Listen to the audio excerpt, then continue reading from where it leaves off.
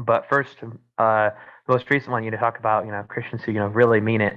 That's why every time that, when I discuss this with anybody, um, because especially if, especially if I know somebody or it's just the topic. I mean, I'm intrigued to talk about it. When whenever somebody tells me that they're a Christian, or even worse, they tell me they're spiritual but not religious. That's a fun one. Yeah. Um, I ask, it's like, well, what do you actually believe? What do you actually do? How does this actually make a difference in your life? Like, what is your conviction? Which I think that's really that kind of word, that kind of is what it comes down to, is just like, okay, what is it that is a stake in your life that says, yeah, this is it, this is what I'm about, this is what I believe, this is what I feel.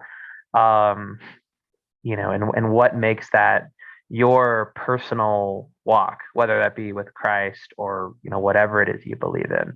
It could be, I don't know, the Dharma and all that stuff, and like those Eastern religions. I mean, I won't lie, I haven't really studied those.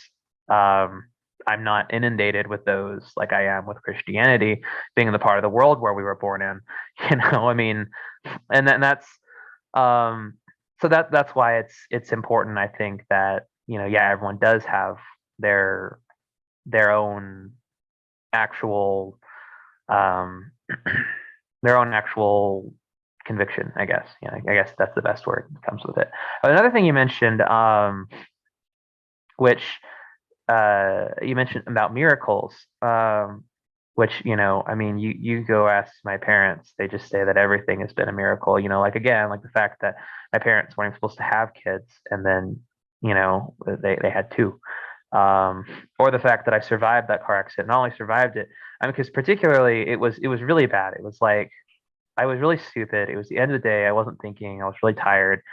Um, I needed to fill up gasoline in the riding lawnmower I had at the place. I was staying at this guy's place while he was out of town. I was keeping it up for him so I could, because I was doing a co-op with the National Guard. I don't know if, I think they have a co-op program at UAB, but it was through UA. Um, and I basically got to stay there like for cheap. It was like only $300 a month, which of course, even a few years ago, was almost unheard of. And then on top of that, it was Montgomery, so everything was super inflated. So there was no way I could have gotten a good deal like that, and that included utilities. So it was really him helping me more than the other way around. But I was making sure that I had to like mow his lawn, keep up with the place, keep it clean. And it was a tiny house, so it wasn't really that big of a deal. Like, it was a really, really sweet deal for me. For just getting in there and having a co-op on my resume saying, hey, he did this thing that's marginally related to his career experience. So I could use that. And I eventually got another internship. And then after that, I got my first job. It's the whole process. That's just part of college. It's just getting those extracurriculars in there. But anyway, so he really helped me out by letting me stay there. And so it was about a 30-minute drive from where the guy lived to where I was working, which was at the National Guard compound in like the north part of Montgomery. And on their little compound, past the little gate and everything, they have like their own like little gas tank, and it was cheaper than anywhere else in town. So of course, being the cheapskate that I am, I filled up 6 gallons worth of gasoline because I was thinking, oh, cool, I'll just drive this right on home. Um, so I can fill up the riding lawnmower we have back there. And didn't even like properly think to ventilate the car. I just was, at the end of the day, I just didn't think. So I made the stupid mistake of driving sealed up in a car full of gasoline, and you don't really smell it at first, or if you do smell it, you think it's just something you might spill on your clothes or something. And so I basically was asphyxiating, and when I actually started blacking out, I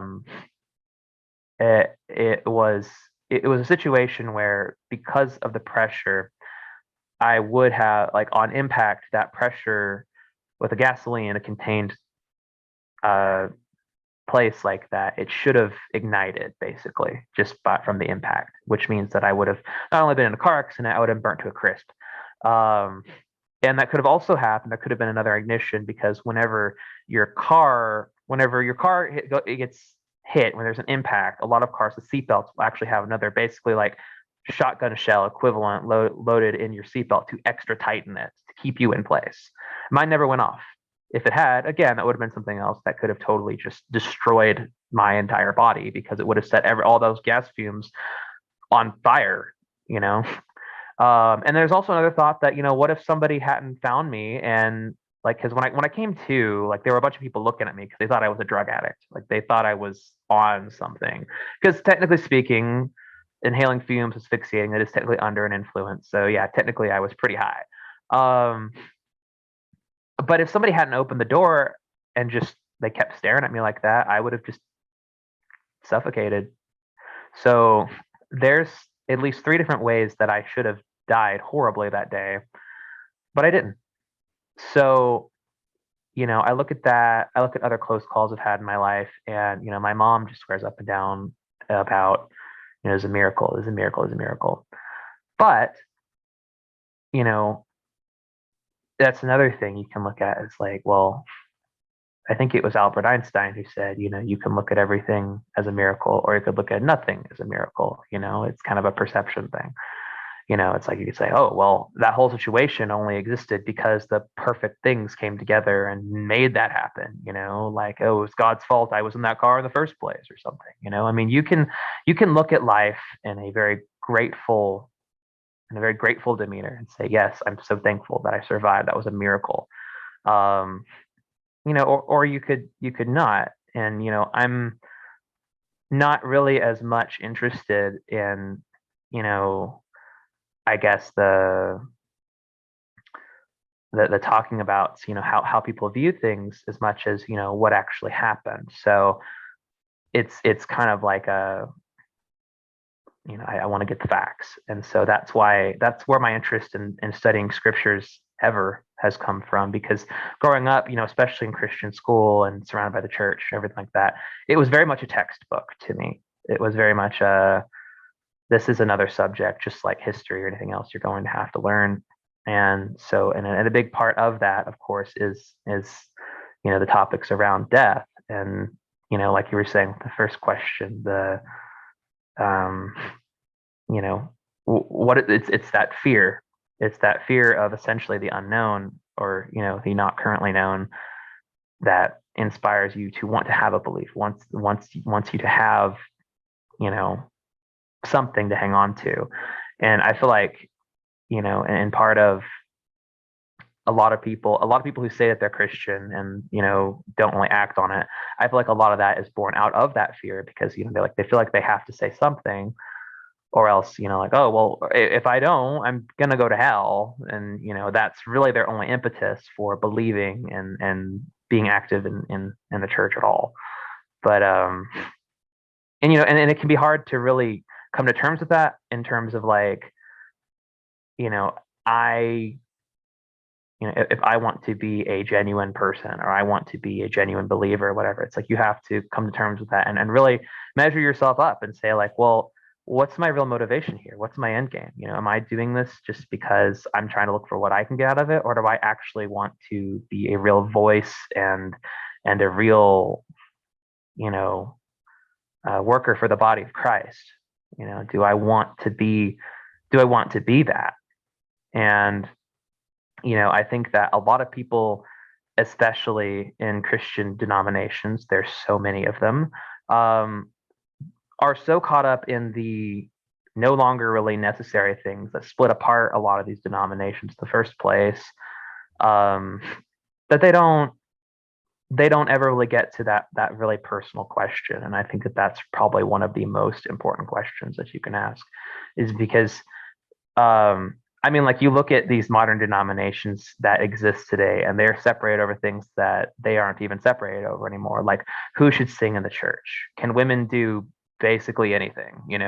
Should these elected church officials be able to marry or have sexual relationships? And things like that. That a lot of these days are kind of just cast aside because you know it's not on the forefront of everyone's minds and thoughts and things like that. I mean, similarly, the entire idea and belief system and that was presented and assumed in the Bible, and and things like the Torah, we have to remember that these things were written in a different context for people on another side of the world several thousand, if not more, years ago. So it's a constantly changing and growing conversation. And what people don't realize is that we do that a lot today too. Things that we, like I was just saying, deem inconsequential. You have to constantly be thinking, is this a breaking issue for my walk and my faith with God? And I think that a lot of that, I mean, from what I would understand, at least from others, it sounds like something that very much has to be a personal discussion, with, I guess, albeit God. Um, it's not something I personally experience, but for those who do, then I think that that's very much a thing that they need to consider for themselves, because that's ultimately going to tie right into how you feel when you're on your deathbed, and where you're convinced you think you're going to go. But anyways, this topic just so easy to get off topic because it affects so much. Yeah, yeah, it really does because, like you said, you brought up like three really good things that I think that definitely need to be addressed, whether it's within the Christian community or just human nature all in general, and a lot of it, like I said, deals with, like you said, our personal like kind of walk. When it comes to whether it's our faith, that's definitely, like I said, our conviction. I know you brought about conviction because not everybody has the same conviction about whatever, like I said, whatever's going on in this world. So as not everybody has the same convictions and faith, when it comes to our walk here in life, here on earth. So those are two big things. And another thing that you mentioned that I have seen, unfortunately in the Christian community is like the idea of like what can I gain out of this? Like some people may look at it more as like am I just gonna say that I'm a Christian, just to say, like, some people think that you just say it and that's it, like you're good. You don't have to live it. Like you can just say that I'm a Christian, you're guaranteed that like you're going to heaven. And that is definitely a big like misconception and lesson. I know that I said that, like I said, this could easily go off topic. So like I said, it is that's just the idea of the afterlife. It can be something to wonder about. Like I said, a lot of it comes down to just our personal walk in life, and like I said, just the convictions and stuff like that that happens. So I'm gonna go ahead and move on to this last question because I know Tony has somewhere to be here in a little bit, and this question is a little bit more of a lighter question. Well, somewhat, I guess, as I think so. So my last question is, if you were told that you had like 3 years left to live, what would you want to do during those 3 years that you had left? That's a that's actually kind of a it's kind of tough because it's like, a lot of what I've been doing since I got, big boy software job, and I have money to spend of my own for the first time ever, has been a lot of trying to do these things that, I dreamed about. Like I mentioned, getting a house. And, I've traveled a lot even this year. Like I've been to so many different places just, through extended weekends, take a day off here or there. Time I was already off, like Easter weekend, like we went to Savannah, Georgia for the first time. That was super cool. I was like, wow, it's just, I never knew this was such the cool place was, but it just ended up because my partner, he's a now former trucker, and so he got like there was he now works like the management part of it, and so they had like a trailer way out in Savannah. So they're like, here, we'll pay you to go out to Savannah and get this trailer. It's like, okay, but while we're there, I guess we might as well just hang out, um, see what's going on there. But you know, traveling is definitely a big thing. I really have come to like my refrigerator is already covered in magnets from all these different places I've been just in the southeast. Um,